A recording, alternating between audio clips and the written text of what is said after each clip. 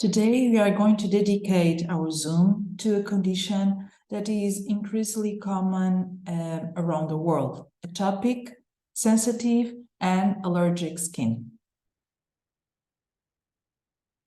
Nowadays, 1 in 2 people claim to have sensitive skin. It's an uncomfortable skin that at the slightest contact with external factors presents different symptoms like itching, redness, heat, tightness, and it can occur at any age by crisis or be permanent.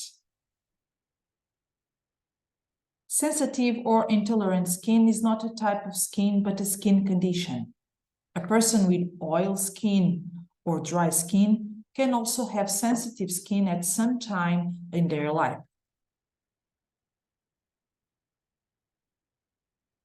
So how does the skin become sensitive and even atopic? It starts with the fragility.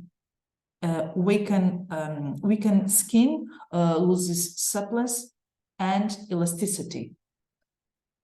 It's dry in a deeply way, so it needs deeply nutrition. It starts to get hyperreactive. So excess immune response becomes reactive with inflammatory response. And at the end, we have atopic skin.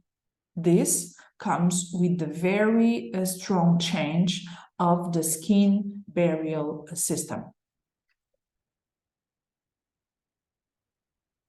We have 3 situations that normally occur in order to get to that final situation of atopic skin, and it starts with the hyperactivation of the nervous system by the skin cells that causes skin sensitivity. Skin hypersensitivity is the result of the lowering of the skin's tolerance limit. At first, we have a big change on which is the corneal layer. This will promote the increase of the water loss and will stimulate the modification of the intercorneocytide cement. The second condition is the increased reactivity of epidermal nerve fibers to exogenous stimuli like cold, heat, and others.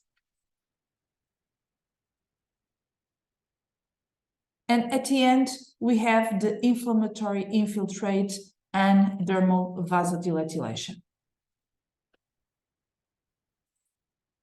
Here is just a drawing to help us understand, just an example to help us understand how our skin respond to the dehydration process.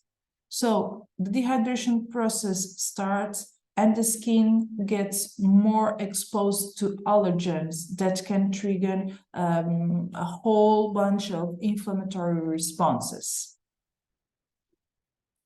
Atopic, sensitive, and allergic skin can be caused by many factors. So we are talking about inflammatory response that normally is followed by the contact. It's the response of the contact with the skin with an, for example, irritant chemical substance or any kind of direct contact.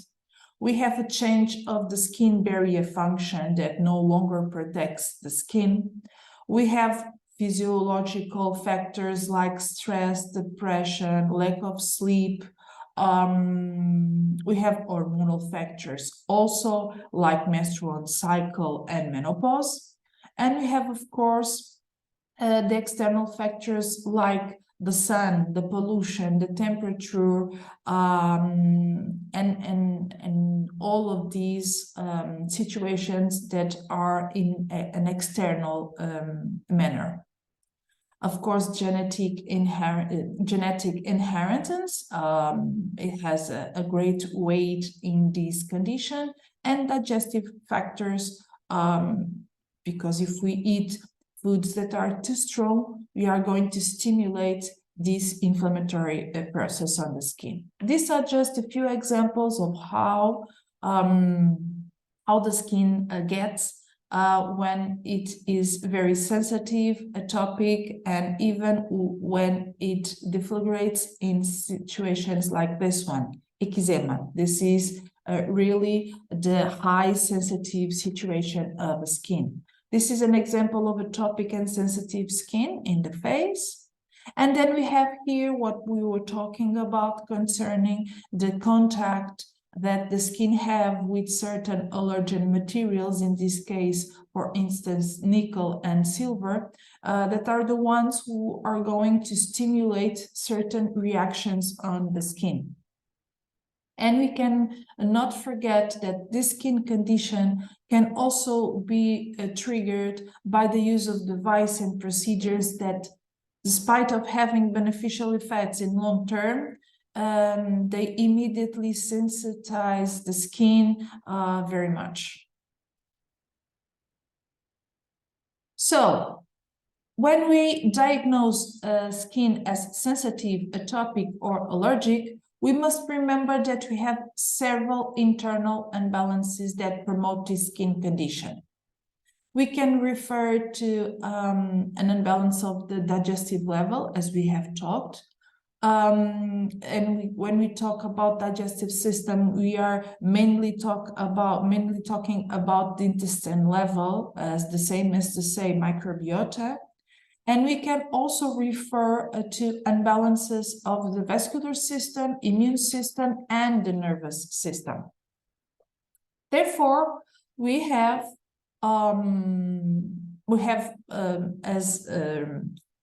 as meridians affected, we can think of liver, lymphatic system, and venous system. In genetic philosophy, we have products that we call key products. And those products are the ones who stimulate in a very specific and direct way the organs according to their formulation. In this case, we are going to take advantage of Vasco, Suncro, Immuno, and Citobi. They will be the ones with essential nutrients to each key affected organ in order to balance it and minimize the visible effects of this condition. As additional products, we are going to work in synergy together with SensiBoost, cold cream mousse, and also the mask arginine. With the combination of these products, we will achieve double action on the skin. So we are going to achieve soothing and anti-redness, immediately soothing effect, and fades redness in the long term also. These soothing properties will reduce the skin reactivity and sensitivity, as well the feeling of irritation. Also supports the skin natural defenses by acting on the pro-inflammatory markers. It acts as a shield for the skin to protect it from external aggressions, and in addition of this protection, it's intensely nourishes and keeps the hydration of the skin in order to balance it. Considering everything we have talked so far, we have created a cabin protocol treatment that includes the main products. This is the protocol certificated by Labogers, but it may be necessary to adapt it for each client. This, considering the philosophy of GERnétic, customize each protocol for each client. At home, and to keep the skin protected daily, we have also organized a combination of products that must be applied, as you see in the screen, must be applied morning and night. And we are finishing this first Zoom. Thank you so much for being here with us, and see you on our next. Thank you.